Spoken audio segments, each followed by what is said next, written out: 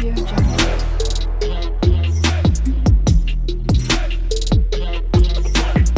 Audio Jungle.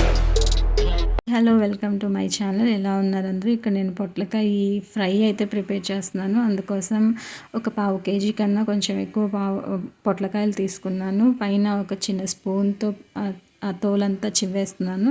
తర్వాత నిలువుగా cut చేసి మధ్యలో ఉన్న విత్తనాలు తీసేసి చిన్న చిన్న ముక్కలుగా కట్ చేసుకుంటున్నాను.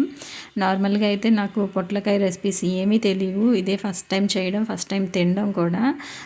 ఇలా కట్ చేసేసుకున్న తర్వాత చిన్న చిన్న ముక్కల్ని ఒక సాల్ట్ అంటే కొంచెం ఒక టీ స్పూన్ సాల్ట్ వాటర్లో వేసేసి ఈ ముక్కల్ని అందులో వేసేసి కాసేపు ఉంచాను. తర్వాత ఆ వాటర్ అంతా పిండేసి పక్కకు తీసుకున్నాను.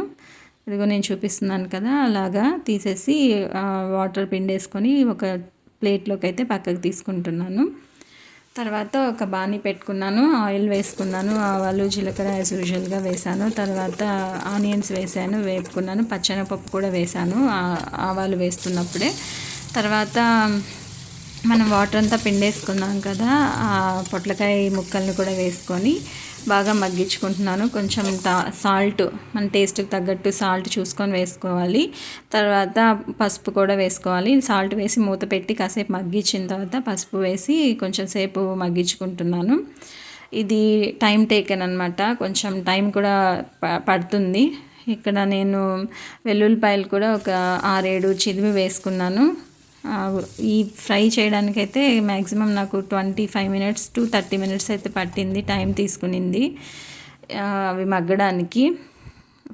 కొంచెం ఒక టేబుల్ స్పూన్ ధనియాల పౌడర్ వేసుకున్నాను కొంచెం వేయించుకున్నాక. తర్వాత కారం పొడి వేసుకొని ఒక మూత పెట్టేసుకొని ఒక 5 నిమిషాలు మగ్గించుకుంటే పొట్లకాయ ఫ్రై అయితే రెడీ అయిపోతుంది. లంచ్కి మీరేం ప్రిపేర్ చేసుకున్నారో కామెంట్ చేయండి, వీడియో లైక్ చేయండి, షేర్ చేయండి. Thank you.